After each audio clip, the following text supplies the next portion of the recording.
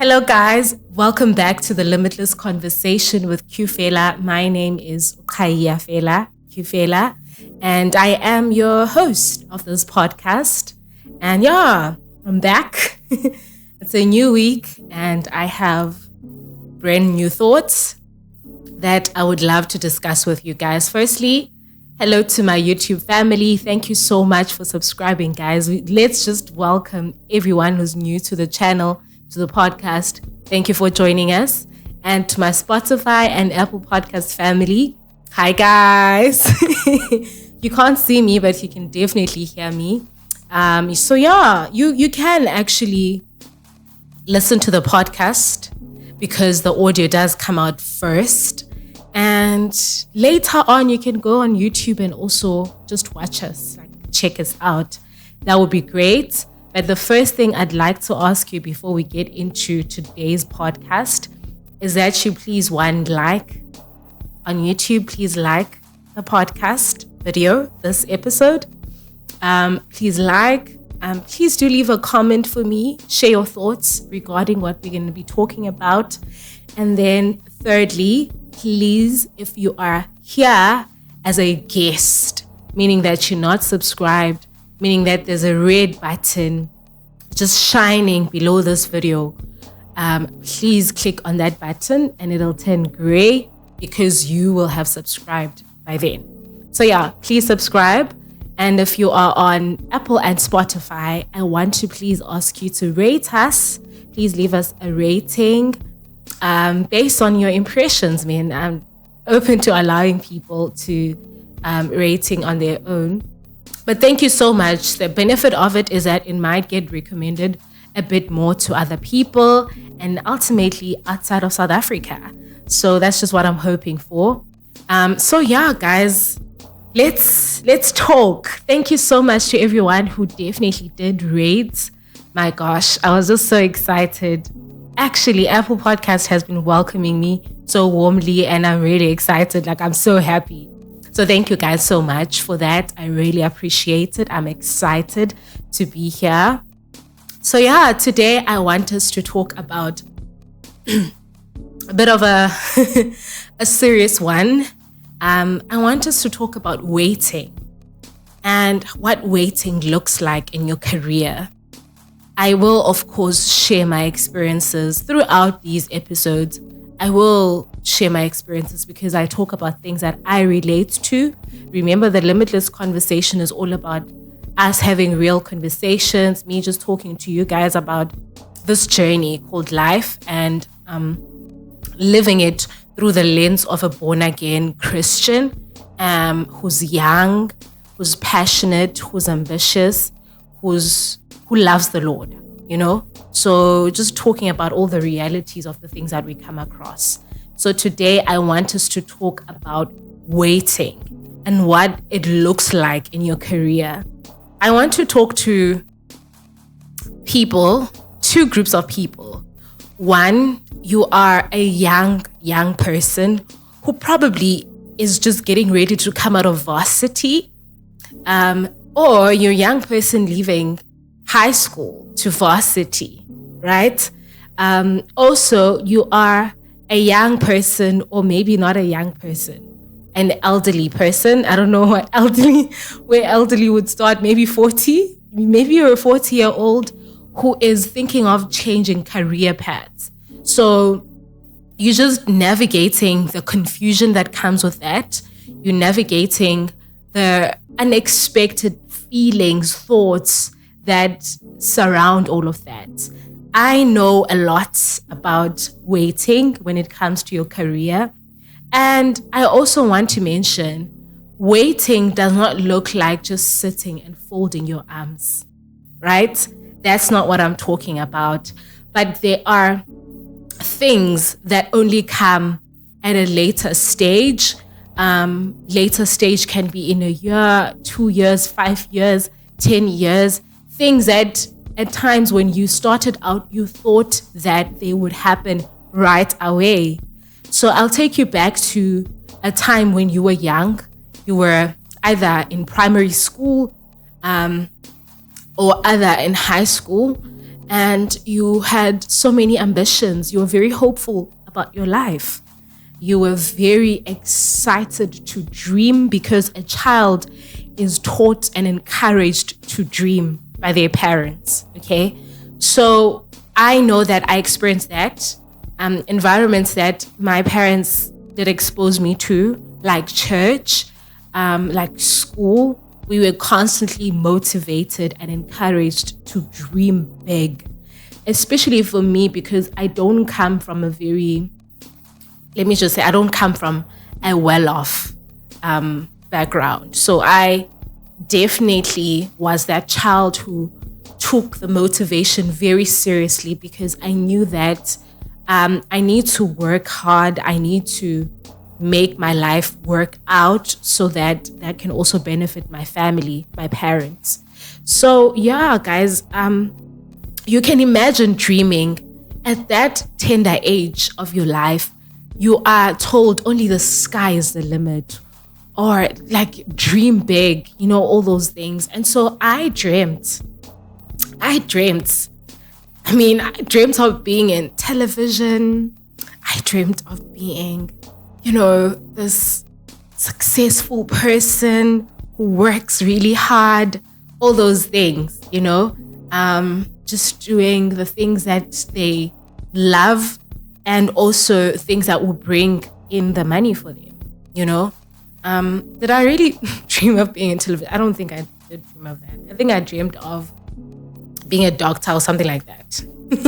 Because I remember in high school, I really was battling with my science subjects, just trying so hard to fit the top 5, the top 10 of the class. Struggling quite a lot. So yeah, guys, I just wanted you to remember that moment, because that is where at times I would say, I wouldn't say it is a mistake, but it's just a part where I think the child is not really prepared well enough for the realities that could happen.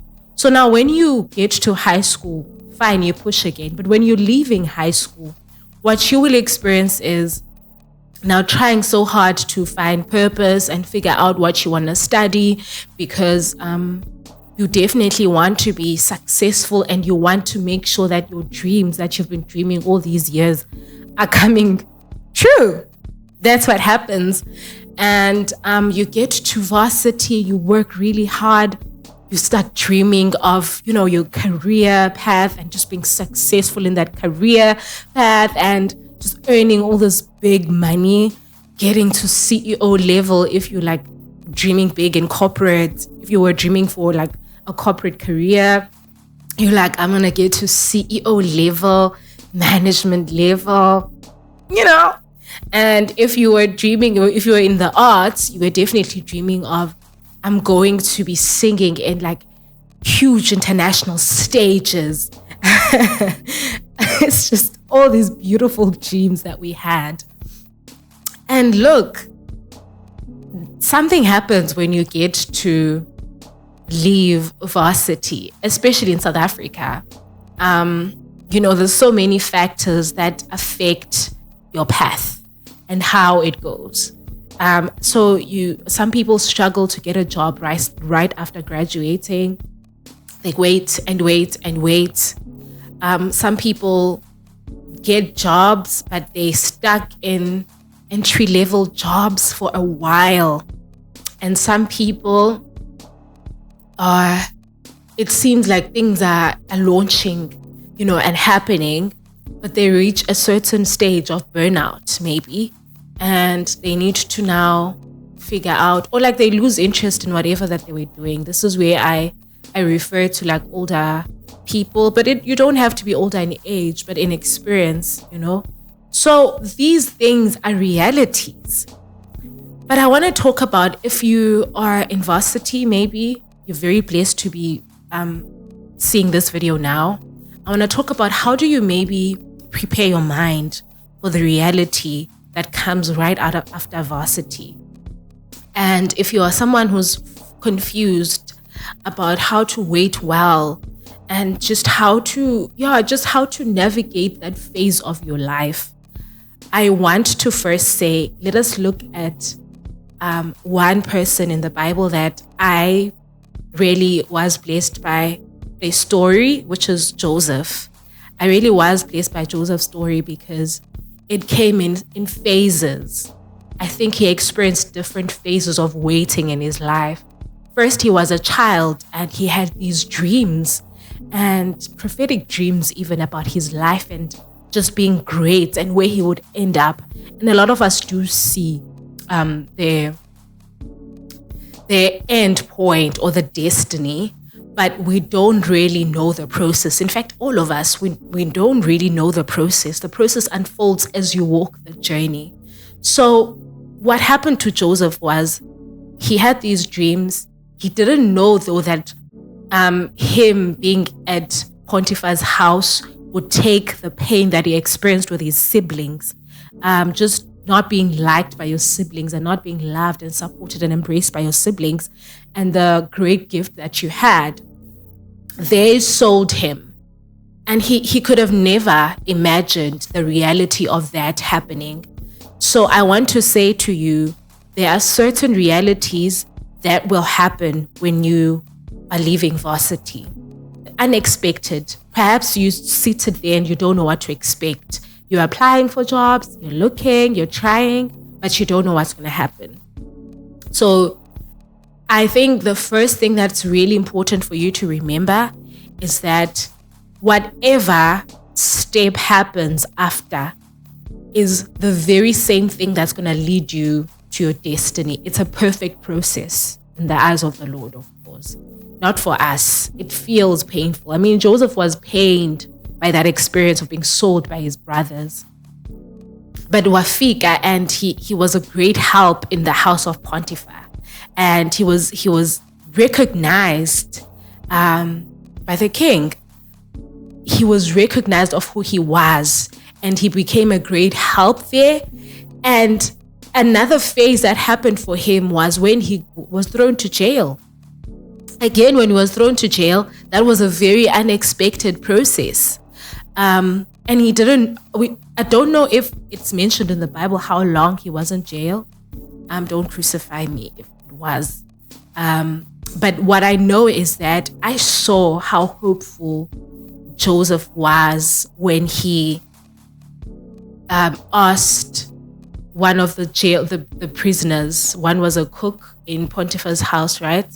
And forgot what the second guy was. But when they were going to be released, he did ask, can you please speak to Potiphar for me and remind him of where I am?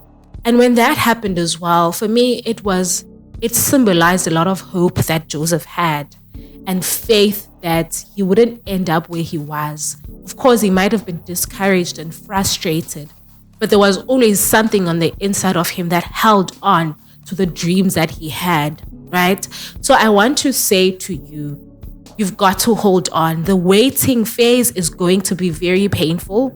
At times, there are going to be the up moments, there are going to be the down moments of the waiting phase of your life. When you're waiting for a job, when you get the job and you're waiting for a promotion, or you're waiting for the next company to take you or accept you for the next phase of your life or next opportunity, when you are being redirected to entrepreneurship and you thought you would be a corporate hand or guy, like things like that, the process keeps unfolding and getting you closer to what you're meant to be doing. So I want to speak to those people and I want to say, for now, this is the beginning phase of me talking to you about these realities, but I am going to speak in depth about it, and I will give you guys details of a link where you could find the whole thing, just to prepare yourself and just to keep yourself motivated. At times it may be a manual that you don't need right now, but you can keep it for yourself so that you're able to encourage yourself when that phase comes in your life. And I think this particular subject is something that we go through in different phases of our lives. So it's not just when you are leaving varsity to find a job. It applies in different phases of your life. But I do want to say that first things first is you're going to need to hold on to the dream. You're going to need to write it down somewhere if you have to.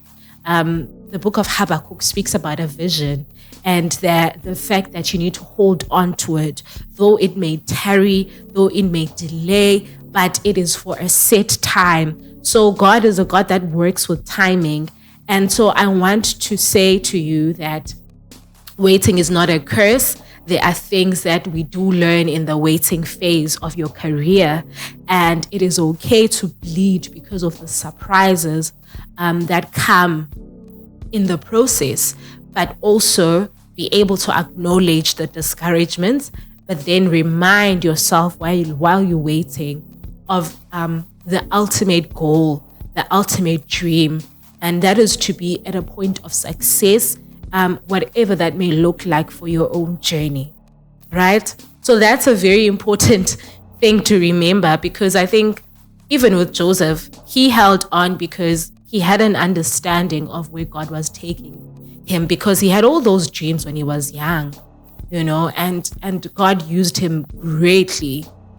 God blessed his journey greatly. He was a very successful man, a very great help in their nation and in the house of Potiphar. So that is very important to remember. Another thing that I want to ask you to remember is that waiting does not mean that you don't need to put in the work. You've got to put in the work. I mean, I'm in my waiting phase right now with my podcast because I'm at this beginning phases of it, and it is meant to grow. It is yet to grow and reach more people, and we're here to do amazing things. But we could say this is a waiting or a process of me being patient with this journey right now. Do you know what I mean? So I am required in this phase of my waiting to put in the work.